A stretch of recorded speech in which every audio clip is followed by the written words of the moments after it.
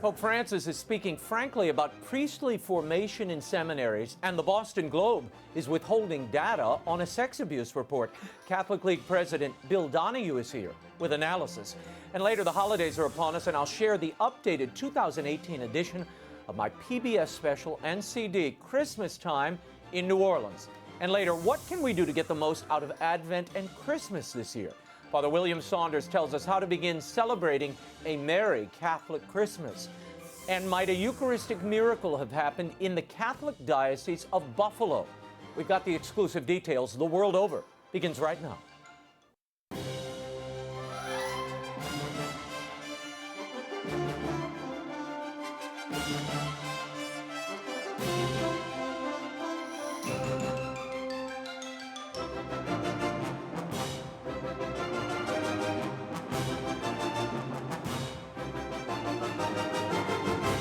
Now, from Washington, D.C., Raymond Arroyo. A warm welcome to all of you joining us in the United States and the world over. Bill Donohue, Monica Fitzgibbons, and Father William Saunders are straight ahead, as are eyewitnesses in Buffalo to that purported Eucharistic miracle. Send me a tweet. I'm at Raymond Arroyo. I'll be live tweeting throughout. Here's some news from the world over. Washington, D.C.'s longest-running hospital, Catholic hospital, is one step closer to shuttering its doors. Providence Hospital, located near the Catholic University of America, was founded as a teaching hospital in 1861 by the Daughters of Charity at the invitation of President Abraham Lincoln. Providence received its charter by an act of Congress that year. Despite its long and storied history, its parent company, Ascension Health System, said that the closure is due to the fact that the hospital has been operating at a multi-million-dollar loss for years. More than 1,000 babies were born each year at Providence. Alas, last year, obstetrics was closed.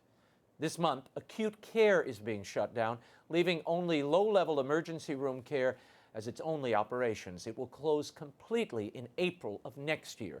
Some Catholic and union leaders have objected to the closure, accusing Ascension of abandoning its mission to the poor and putting profits before patients. Providence is only one of two hospitals in the eastern half of the district where most low-income earners are served. Joining me now with his thoughts on the ongoing media coverage of the abuse crisis, the Pope's thoughts on priestly vocations, and the big Catholic news of the week is the president of the Catholic League, Dr. Bill Donohue. Bill, thanks for being with us. Thank you so much for having me. Now, last month, the Boston Globe and the Philadelphia Inquirer ran articles saying that an examination of court records, media reports, and interviews with church officials, victims, and attorneys led them to the conclusion that more than 130 bishops, nearly one-third of those still living, have been accused during their careers of inadequately responding to sexual misconduct in their dioceses. Now, Bill, you wrote the editor-in-chief of the Boston Globe asking him if their report could be verified. What were you seeking there? Well, mostly I was interested in the interviews, because now you're into a more interpretive world. And quite frankly, when you're talking about victims groups and you're talking about lawyers, I've exposed a number of them as frauds, as liars. And that's really what I was interested in getting to. At first, I was blown off, but then I was persistent. And then someone finally got to me. And I said, listen, I'm a sociologist. I like to look at the raw data. And why won't you give it to me? Can I at least read the transcripts of the interviews? They said, well, we do interviews every week and we don't publish the transcripts. I said, yeah, but those are news stories. This is a study. You're making public the conclusions based on a study, and you're not going to allow me to verify anything that you've said. And that's exactly the case. I mean, quite frankly, nobody should take this as a serious study. I believe that many of the people they probably interviewed, they will never know because they're not going to disclose, are people who I think are damaged. Give you one quick example. A few years back, Terrence McKiernan of a group called Bishop Accountability said that Cardinal Dolan of New York was hiding the names of 55 predator priests. I've contacted him many times. I said, explain to me, give me the information, reveal the names. Who are they? Who's Dolan hiding? To this day, I've never gotten them. Now, this is what bothers me, Raymond. These people in the Boston Globe, Philadelphia Inquirer, they are insisting on transparency on the part of the bishops. But it's a one-way street. I'm not allowed to see the raw data upon which they make public conclusions, and this is a scam. Nobody should give the Boston Globe study any credence whatsoever. Now, you mailed all of the bishops of the U.S. And Yes. asked them, I guess you communicated your exchange with the Boston Globe. What have you heard from the bishops? Well, quite frankly, being that the post office was closed for the funeral of the president, there's been a delay there, and I put it in the regular mail. So some of them are probably just getting it now, quite frankly. Well, so what do you think is the upshot of this investigative study that the Globe and the Philly Inquirer conducted? You don't think it has credibility? Well, look, I mean, all I know is this, as a professional sociologist, I've done studies, and I've commissioned others to do studies, and I've done my own work in the past. And I give out to people the data upon which I draw my conclusions. Why won't you allow me to at least read the transcripts of the interviews? They're probably right about the court records and some other things, and media reports, because that's hard data. But you get into the subjective here, and they're saying these are accusations made, not found guilty, that they didn't make an adequate response. Well, I'd like to make a decision as to whether or not their interpretation of an adequate response is something which is respectable or not. Yeah. But now they're closing it out. So it's a one-way street when it comes to transparency. Bill, Therefore, I don't take it seriously. On Monday, the Pennsylvania Supreme Court ruled 6-1 that the Pennsylvania grand jury report on the Catholic clergy cannot make public the names of 11 priests who challenged the release of their identities. They claim that doing so would violate their reputational rights as guaranteed by the state constitution. Now, the priests had maintained that they did not have the opportunity to challenge the accusations made against them to the grand jury. How do you feel about what happened there, and what kind of precedent do you believe this sets for other AGs and the investigations we're seeing play out across the country? Well, thank you for mentioning that. The Catholic League had an amicus in that case. And I give a little shout out here to Kathy Gallagher and the other lawyers at Porter Wright, whom we used out of Pittsburgh, because, again, I smelled the rat. You know, I was condemned uniformly over the summer for raising serious questions about the objectivity of the Pennsylvania grand jury report. Some clown at the Weekly Standard actually said that the grand jury report was factual. It's not factual. No grand jury report is factual because they don't give anybody an opportunity to rebut anything. You're going to name priests, okay, probably many of them were guilty, but not all of them were. And if you're going to release the names of people, many of whom are dead, they have nephews and they have nieces. And what about those who are alive and claim that they never, ever were involved in any kind of wrongdoing? You never gave them a chance to rebut this? That's why we filed suit in this particular case. And here's the upshot of it. Had all the priests throughout the 6 dioceses out of the 8 that were looked upon in the Pennsylvania grand jury report, had they all said, listen, we want our names redacted, the entire grand jury report would have imploded. That's how serious this stuff is. There is a reputational right in the state constitution in Pennsylvania. By the way, 34 states in this country have either reputational rights or character rights, very similar, in their constitution.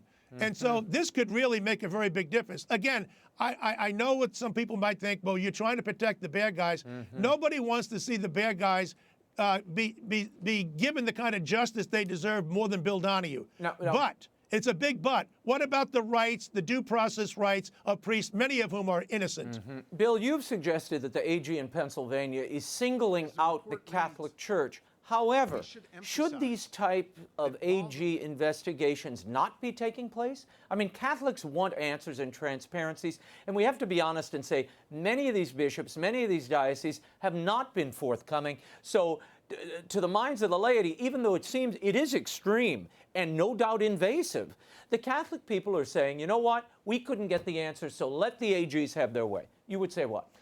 I would say this, go ahead and have your report, but allow every person whom you're naming an opportunity to present his case. I know of people like Bishop Troutman, for example, who to this day maintains his innocence, and he's furious because they never gave him a chance to say anything. Look, if somebody were to say something serious about me today, or about you, Raymond, today, about something that we did in the past, I want to know the name of my accuser. I want to see his or her face. I want an opportunity to rebut the charges. And if you don't give an opportunity to rebut them, then due process means nothing. And that's exactly why I'm concerned. This is all used as a setup to tee it up for the guys in Harrisburg so that they can revoke the statute of limitations. And will they go after the public schools? No. Will they go after other religions? No. This is a game. We have been played by these people, and Catholics need to wake up. 13 other states are having similar investigations, Bill. Do you think it's going to play out the same way that Pennsylvania did? Well, it might, because guess who's involved in trying to contact them? There's actually 14 states and the District of Columbia, and that's next on our list. We're going to contact them, especially those who have those laws, those 34 laws, which are very similar to Pennsylvania. Now, look, the bishops have to make their own decision. I don't make the decision. My advice is do not cooperate with people unless you have to legally, and make sure there's a level playing field. Otherwise, I tell these guys, take a walk. Yeah, well, look, I think when it's abuse of minors, when it's apparent abuse, they have to go to authorities, and they should be doing that, whether it's a bishop or a priest. But there is something to be said here about reputation. And Bill, as somebody who in recent days has been slandered and attacked for no good reason, just because I'm here, this strikes me in a certain way, hearing about this, and I know too many priests who have been sidelined by accusations that are false and then have a very hard time returning to ministry or getting their name back, even when the name is cleared. That is a problem in the church today, and I hate to say it, but the same spirit we're seeing in the world, we're seeing in the church, where people's reputations are laid waste to, and others think they can just demolish them with no accountability or facts. That's a problem. That's a big problem. Well, yes, and you've taken some hits unjustifiably. If somebody wants to attack you, let them do it in a statement, and let's see some data. You know, it's not just the Boston Globe. Let's see some data. Yeah. Don't put out your tweets. No. And the well, other look, thing is, I'm happy to take a shot. You're in the public eye. If I do something wrong, or anybody else, call us out on it. I'm happy to respond. But ad hominems, they don't float here on the world over. I want to move on to another topic, an important one, Bill. In a new book due out this week, Pope Francis says he's concerned about the issue of evaluating and forming people with homosexual tendencies in the clergy and consecrated life. Pope Francis gave the book-length interview to a Spanish-born missionary priest, and the book is based on 4 hours of conversations the two had in August at the Vatican. It's entitled The Strength of Vocation. In it, Pope Francis has this to say about society's influence regarding homosexuality in the church. He says the issue of homosexuality is a very serious issue that must be adequately discerned from the beginning with the candidates. If that is the case, we have to be exacting. In our societies, it even seems that homosexuality is fashionable, and that mentality in some way also influences the life of the church. Bill, I want your initial reaction to the Pope's statement here. Well, everything he said is true. He gets it. Others don't. The New York Times and the Washington Post and the LA Times wouldn't even print what you just described, even though Reuters and others did, because they don't want the public to know that the Pope is not exactly on the progressive side on this particular issue. Yeah, look, we all know that the scandal is driven almost exclusively by homosexuals. They account for over 80% of all the cases of abuse. And so to pretend at this late hour that we don't have a homosexual crisis, it's never been about pedophilia. Never. How do I know? Because the John Jay study itself said that less than 5% of the cases between 1950 and 2002 involved prepubescent males. So that doesn't mean that all homosexuals are predators. It does mean that the big problem in the church has been homosexuality, and in particular, a subculture of homosexuality. That subculture needs to be smashed. It needs to be rooted out, particularly in the seminaries. It doesn't belong. Francis said he was told by one religious superior that the issue is not that serious. It's just an expression of affection. And the Pope said this in this interview. He said, that's a mistake. It's not just an expression of an affection. In consecrated and priestly life, there's no room for that kind of affection. Therefore, the Church recommends that people with that kind of ingrained tendency should not be accepted into the ministry or consecrated life. The ministry or the consecrated life is not his place. He goes on to say, we have to urge homosexual priests and men and women religious to live celibacy with integrity, and above all, that they are impeccably responsible, trying to never scandalize either their communities or the faithful holy people of God by living a double life. Now, Father James Martin and others in this week's America magazine are suggesting that the Pope's comments should be taken in context of his previous comments, like, who am I to judge? A psychologist at Santa Clara University says the Pope is not a mental health professional, Bill Donohue, and that his comments on deep-seated homosexuality lack understanding. Your reaction? As far as this situation here, the Pope says, who am I to judge? What he's saying is that if a person happens to be homosexual, or for that matter, heterosexual, we're not going to pass judgment on his sexual orientation. I'm all for that. But what the Pope is saying, he's talking about behavior, all right? They have to know it. His critics know it. He's talking about a homosexual subculture. And that's the real problem here. And to live in a state of denial is wrong. And these psychiatrists, by the way, are part of the problem, because they're the ones who told the bishops, we got this guy fixed. John Jones is fixed. Father Jones can go back into ministry. They're incompetent, and they should have admitted it in the first place. Now they're doubling down again and only creating even more problems. Kudos to the Pope for speaking the truth. The excerpts from the book, Bill, are consistent with church teaching, yet Francis has said and done things to suggest that he has a broader thinking on this homosexuality question. I mentioned the who am I to judge. There was also the Vatican approving a priest as a rector of a Catholic university who had said and maintains that homosexual couples should receive blessings in the Catholic Church. So how are we to put this in context? Well, admittedly, there are a lot of conflicting statements that have been made by the Pope and some others, and they need to get on the same page. Let's take a chapter out of the liberal playbook. Let's say maybe he's evolving. How's that? Maybe he's evolving. Let's encourage him to evolve. The idea that anybody in any senior position in the Catholic Church, for that matter, any priest, who claims that two guys should be able to get married, they're in the wrong religion, quite frankly. They ought to do the decent thing and find the exit door. We don't believe in that as Catholics. We never have for 2,000 years, and we're not going to change our teaching just because, as the Pope says, it's become fashionable to think so. Let's get on the same page, and I think the Pope does need to speak with greater clarity on this and certainly greater consistency. Bill Donohue, finally, George H.W. Bush was laid to rest this week. Now, you wrote a piece about him. You had a personal connection to him at one point. Tell me about that as we leave. In 1988, I was at the Heritage Foundation. What got me there was a book called The Politics of the American Civil Liberties Union. Then I wrote another book on the ACLU. And I had all the inside data, the data that I actually make available to other people, unlike the Boston Globe. And so when Michael Dukakis in Spencer, Iowa, bragged that I am a card-carrying member of the ACLU, Bush, 41, made an issue of it. And Tom Brokaw made the remark that, my God, is this the whole thing about the presidential campaign? It's all about the ACLU? I was in constant contact with the White House, and I fed them the information they needed so that in the first presidential debate, Peter Jennings asked Bush about why does he have a problem with the ACLU. I had fed Bush 5 controversial issues, like their defense of child pornography. He used 4 of them quite effectively. And then the New York Times and the ACLU said he distorted. He didn't distort anything. It's all up on my website. I have the facts. I have the policy guide. And I'm glad to have played that small role in helping the man out. He was a man of great distinction. Bill Donohue, thank you for being here. You can follow Bill Donohue and the work of the Catholic League at catholicleague.org. Thanks again, Bill. Monica Fitzgibbons is up next, but first, some news to tell you about. This week, we received reports from a parish in the Diocese of Buffalo, New York, that may indicate a supernatural event involving a consecrated host. Diocesan leadership has apparently declined to investigate the matter further. Now, the Church has a long history of investigating Eucharistic miracles or purported miracles.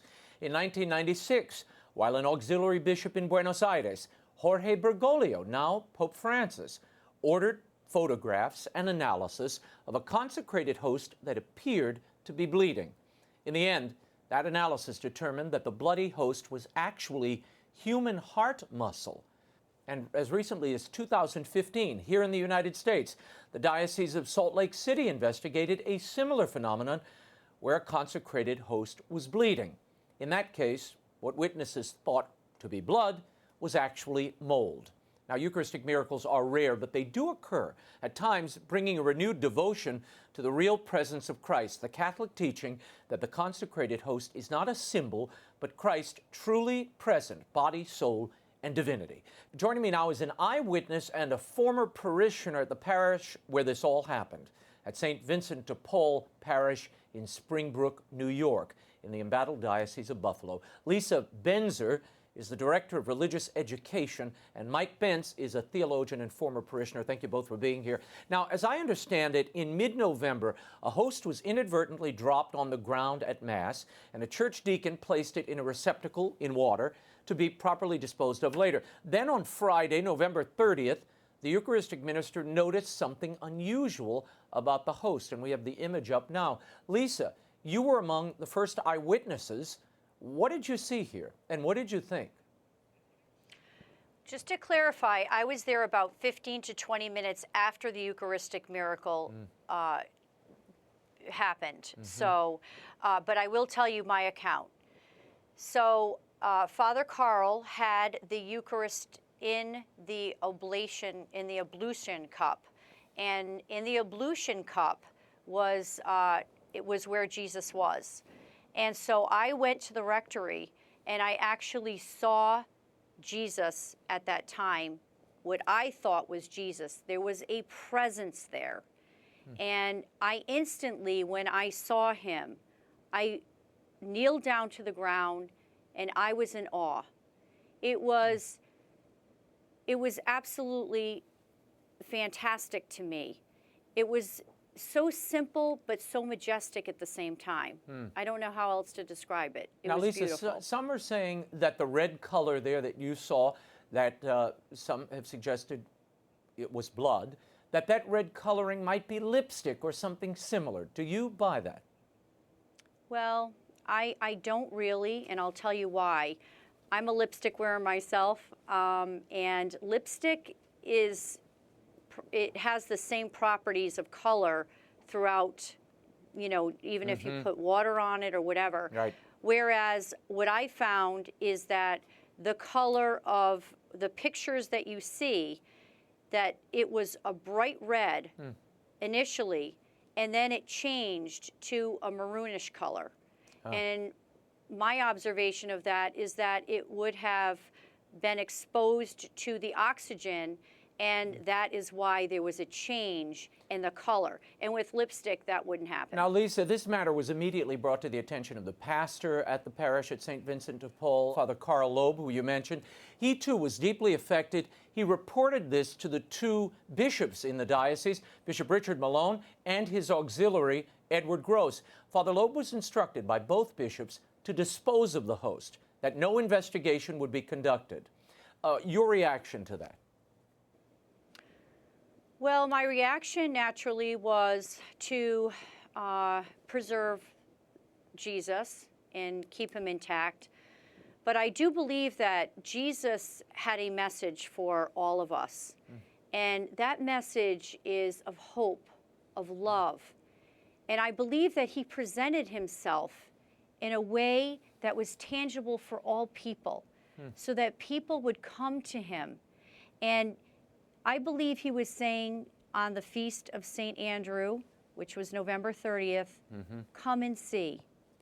Come and see what I have in store for all of my people.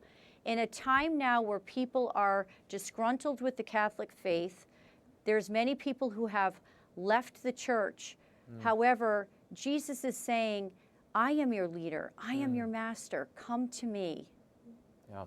Lisa, And I I thank will you give for you that. rest. I want to go to Mike Denz. Now, Mike is a theologian, a former parishioner at St. Vincent de Paul. Mike, your reaction to the protocol of the diocese, why not investigate this? I'm not sure what the protocol is, but it would seem that a bishop is responsible for investigating things like this in his diocese, the ordinary.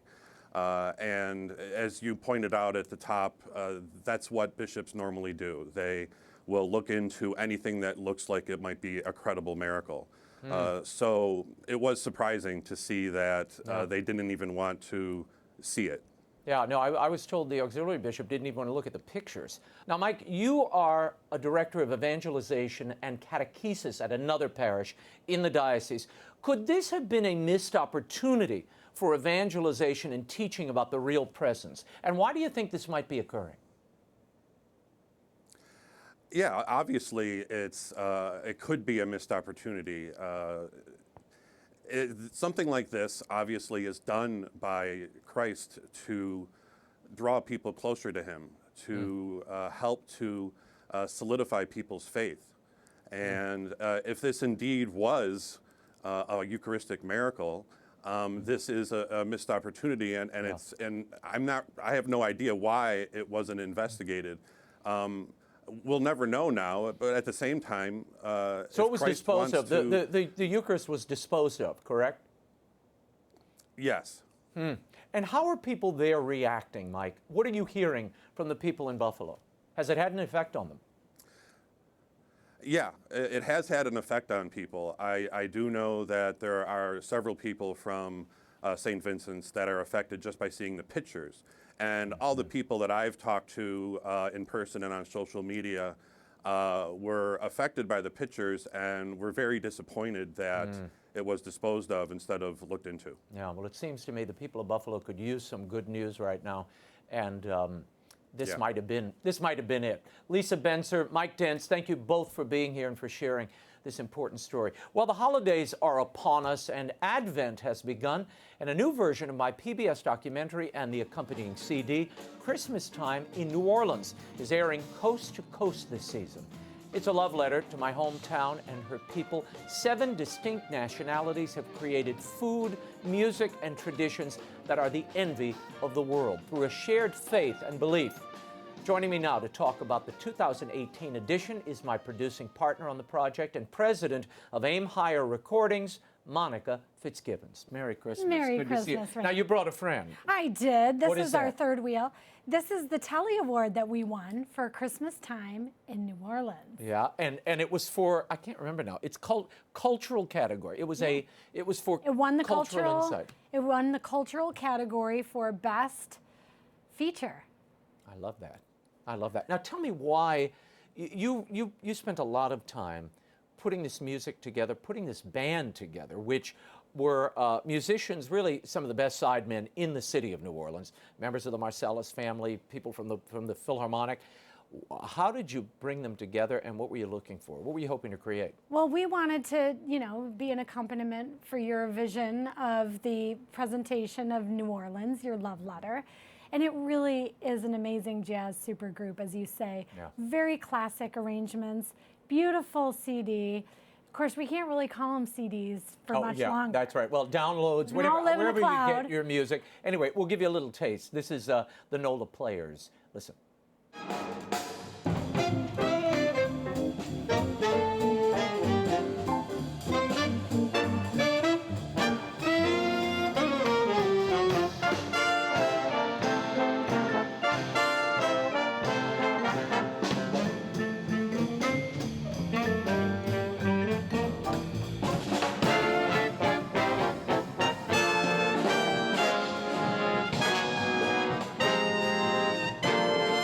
I want to put this in some context. I mean, we hear this great music, but the music is just one outgrowth of a culture and a people.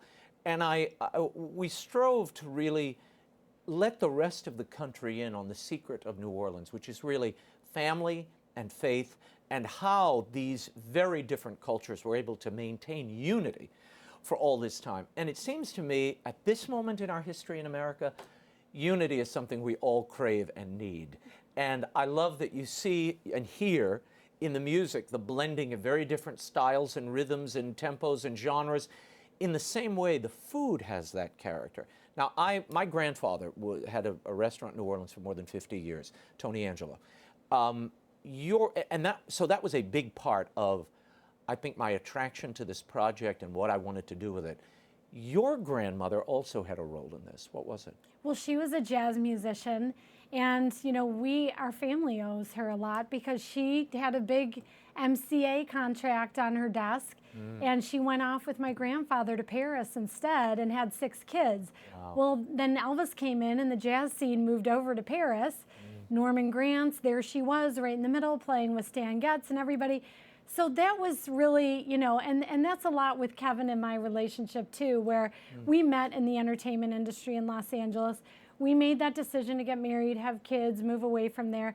But he very much wanted to encourage me to continue on with that passion, you know, towards the entertainment, which has really moved more towards a classic entertainment. And that's really our connection here with New Orleans, because as a city, as you said, food, music, the sights, the sound, there really is an organic, you know, unity that we all want to share. Well, this year we're bringing something a little different. Yes.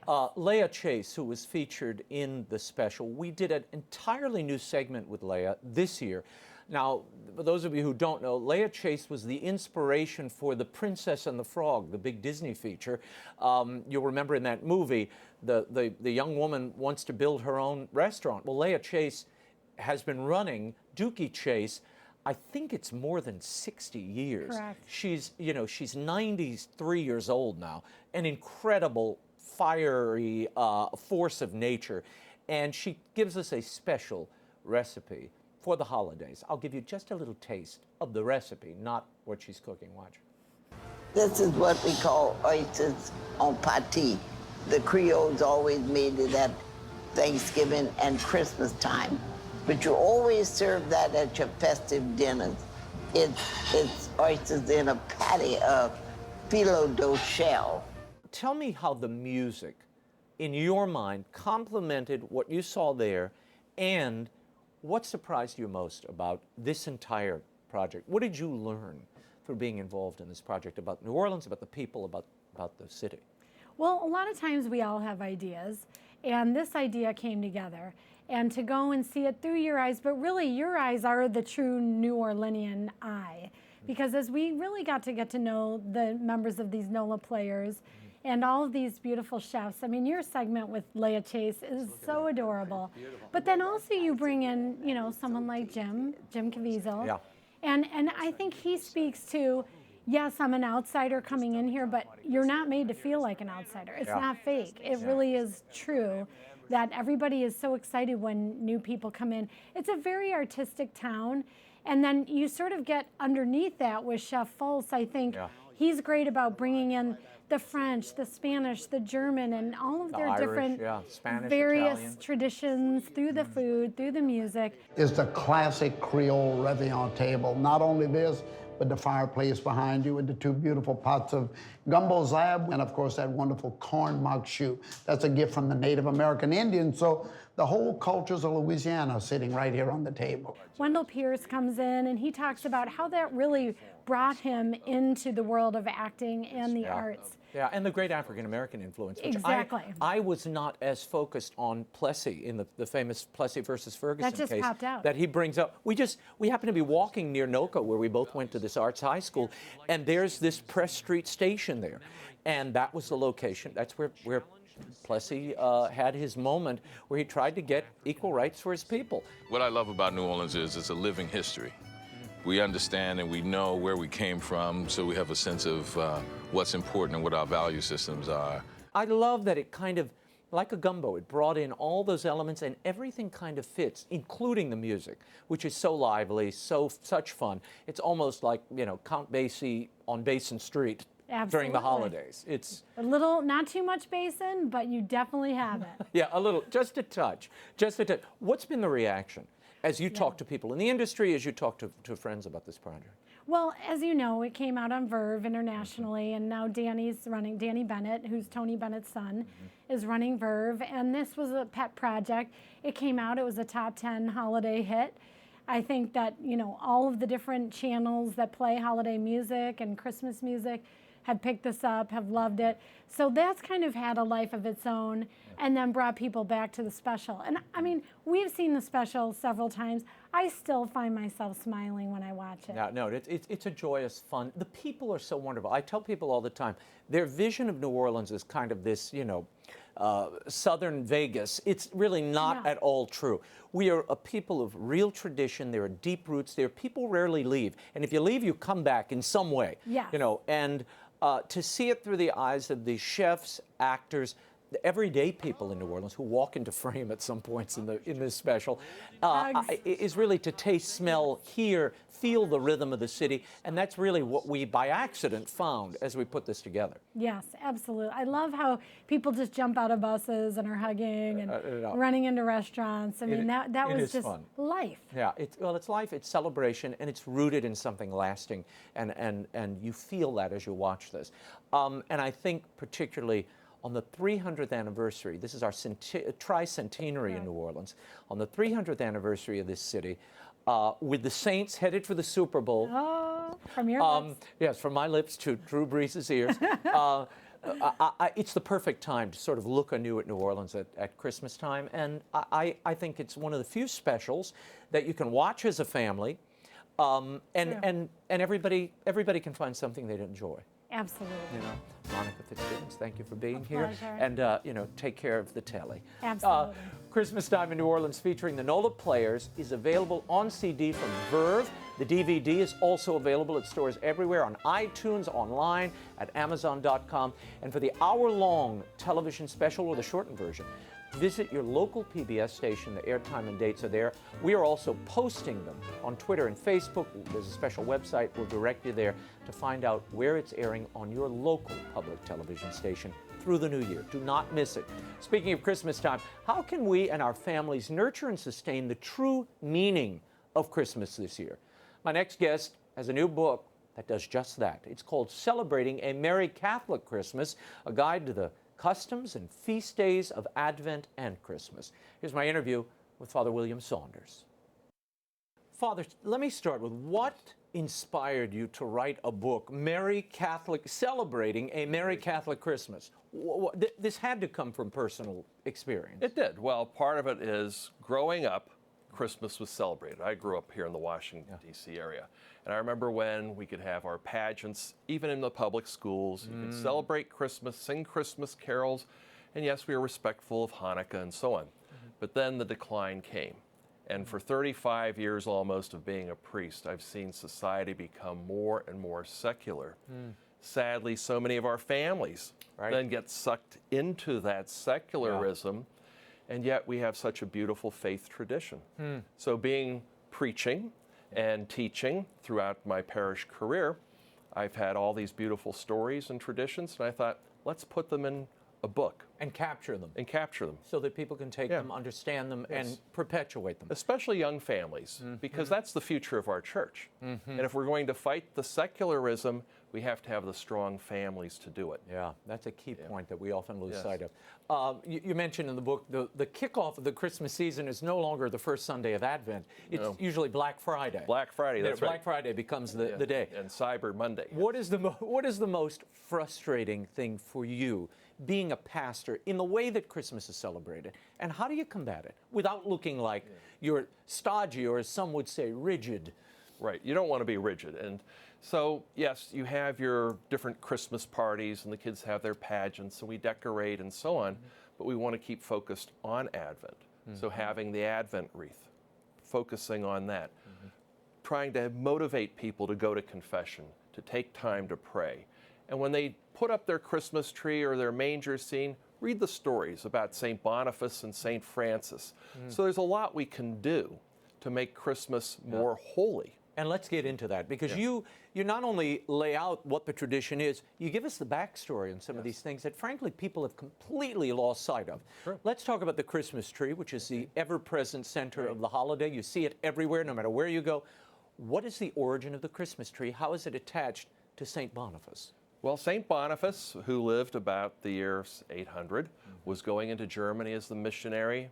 Much of Germany was still pagan. And he heard of this Oak of Geismar, that was honoring the god Thor. And he heard that on Christmas Eve, of course they didn't call it Christmas Eve, but that was Thor's day. And they would offer even a human sacrifice, usually a child. So this Oak of Geismar is dying. And the priest of Thor says we have to have a child sacrifice and blood and so on. So Boniface goes to the town town's vacant, but then he hears the rumblings in the woods. He goes there, and after giving a preaching, he takes his axe and whacks that tree and splits apart. Wow. And there we have the little fir tree. And he said, this is now our tree, because Christ, our Savior, was born. He came to give us everlasting life. And just as the fir tree has evergreen branches, there's the life. And just as the branches point up to heaven, our hearts point up to heaven this day. So they cut it down, took it to the village, put candles on it to show like the stars, and his fellow monks sang carols and chants and so on. And there's the beginning of our Christmas tree. Do you know, until I read your book, I'd never heard that story. Really? It's a wonderful I'd story. never heard that story. I love it. How much of it is rooted in history? What do we know? Well, as best that we know, it's the history. That's the story. It's oral tradition. Wow. But we do know, even from artwork tradition, that he knocked down that old oak of Geismar. Love it. Tell me about the Advent wreath, the history of the Advent wreath. Where did this come from? Having the wreath in the home, lighting the candle, the 4 candles throughout the season. Well, again, the Advent wreath goes back to this idea of the circle being endless life. And they had these wreaths in, again, German traditions, but the Christians took it and said, here, we're dealing with our eternal salvation. Christ came into this world, came to give us everlasting life, and the candles just mark that progression of the 4 weeks. The purple reminds us of the preparation, the prayer, the penance, and the rose, it's midpoint, Gaudete Sunday. Yeah. So we're happy. We're halfway done. Almost there. And the light, of course, is Christ. And the idea is that the light should be blazing in our hearts. And remember, when we were baptized, we were given a lit candle. Keep the flame of faith alive. So that's what we're renewing this Advent. Yeah. I love the idea of, and we certainly have done it in our family, and it was reinforced by the community. And in New Orleans, there's still, we mark the time with these things. Saint Nicholas Day on the 6th. Yes. As a child, you're excited about it. My children are excited about it. How did we lose these evocative, wonderful traditions that really keep, I think, not only life, but the season alive and reminds us of the true intention of the season? Well, part of the problem in America was that we were Catholic immigrants to really what was an established Protestant culture. And the Protestants did not like this. Like the Puritans had outlawed Christmas back in the founding. And then you have just the secularization of Santa Claus, whereas granted Santa Claus means Saint Nicholas and so on, but still you want to get away from those Catholic trappings of having a bishop and so on. And even like the Christmas tree in St. Boniface, get away from that. So that was part of the problem. And then it starts seeping into our own Catholic lived life or not lived life. Exactly. Yeah, and people kind of still the traditions. The poinsettia, why is the poinsettia used in Catholic decoration, in Catholic, I mean, not only Catholic, but everywhere you go during the holidays? Well, what was the origin? That's one of the great things about our Spanish origins, too, going back to Mexico, that the little, again, this is just a traditional story that has been handed on, but they were having a little children's pageant at the little local church in Mexico, and this one little girl who was very poor didn't have anything to bring to give to baby Jesus, so she brought this green sort of weed-looking thing, presented it, and it miraculously turned red. And the priest said, "This is the great gift." While all the kids were snickering at this weedy-looking plant, here there was a miracle, and the priest said, "Look at the beautiful red leaves, the blood of Christ. He came to shed his blood to give us life." So there's the story. Yeah, but I never knew that. No, I thought this was just a great, floral kind of thing. It's red and pretty. Well, before red was a dirty color at Christmas, which apparently we just learned it is at the White House. Before I let you go, people often truncate the season at Christmas Day, when in Catholic thought and in Catholic practice, that's the first day of Christmas, the beginning. The first day. How can we extend the holiday to its and the celebration to its proper end? When should it really end? Well, technically, in our liturgical calendar, it would end right at the 12th day, which would be the Feast of the Baptism of the Lord. So we have that. So in between you have Epiphany and so on. Actually, no, it's Epiphany that's the 12th day. Epiphany is the 12th day, yeah. Epiphany is the 12th day, and then a week later, we have the end of our liturgical season. Mm-hmm. But Pope St. John Paul II, when he started his pontificate, kept the manger scene at St. Peter's there till February 2nd, the Feast of the Presentation. And that's an Eastern European tradition. And I think that's great. Yeah. So I keep mine up. No, you till keep then. the colors up That's all what I do. all As you know season. from Yeah. our parish. Yeah, I do. We do. So it's a great way to celebrate because Advent gets so busy with the preparations. Take the time to enjoy Christmas, and especially from Christmas to Epiphany. And there's a great little tradition about the Magi coming and marking the homes with the year. Yeah, and the blessing the home. Blessing the homes. So if the priest can't do it, certainly, especially the father of the family could. But that's what we need to do, is make Christmas a real celebration. It breaks my heart when you see the trees out on December 26th. Yeah. So plan ahead. If you have a real tree, then don't put it up so that it's going to die on December 26th. You know, put it up so it's going to last through Epiphany. The Christmas season, yeah. And if you have an artificial tree, you can put it up whenever and keep it as long as you Now want. you're talking my language. Right. I always put the artificial tree because you can leave it up, and then you take the decorations down after Christmas, and we put the Mardi Gras decorations up. Oh, well, there you Moving go. toward, that's our preparation for Lent. You see, we're preparing for the next cycle. Yes. Father Saunders, Good thank you seeing. so Thank much you for very being here. much. The book celebrating a merry Catholic Christmas, and it really is a guide to customs and traditions that we need to keep alive. And the subtitle, A Guide to the Customs and Feast Days of Advent and Christmas. Important to remember and practice these beautiful traditions. Good. Thank God you, bless Father. you. Pleasure. Best to the family. And to you. Thank you. Stay right there. That is all the time we have for now. Until next week, the show continues on Facebook and Twitter. Like me on Facebook. You can follow me on Twitter. The links are at raymondarroyo.com. I update you on all my appearances everywhere. You don't want to miss that. And don't forget, Book 3 of the Will Wilder series is coming in February. And in the meantime, Books 1 and 2 of the Will Wilder series make perfect stocking stuffers. And they're really inexpensive.